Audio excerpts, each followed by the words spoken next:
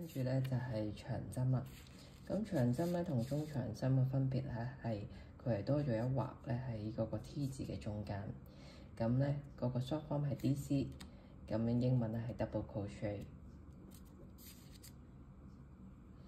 好啦，佢同咧中長針有少少相似嘅。首先佢都係勾一針，然之後咧入針，入針之後咧又係再勾多一針。好啦，一樣咧，你見到係3針嘅。咁中長針咧就係將第一針穿過2針啊。咁但係長針咧，佢係又要再攞多個針目，係喺第2針嗰度咧出翻嚟。OK， 剩翻2針之後，又再攞多個針目穿翻出嚟。咁呢一個咧就係長針啦。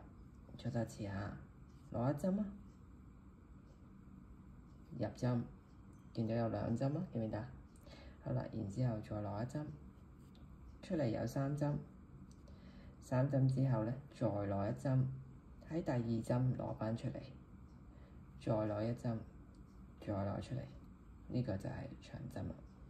咁其實咧之後咧，你會見到咧個 T 字咧有啲係有2劃、3劃、4劃咁樣。其實佢只不過咧係攞幾多針目再入去，再出翻嚟嘅啫。咁有啲係去到好多針嘅。咁咧，你暫時咧就做到呢度先。再其他嗰啲咧，只不過係再加針落去嘅啫。咁其實好簡單。咁啊，視乎翻你嗰張你嗰條線啦，你條冷咧係容易入啦。如果有啲好難入啊，或者好厚啊，咁啊比較難入咯。咁但係其實大同小異嘅啫，係啦。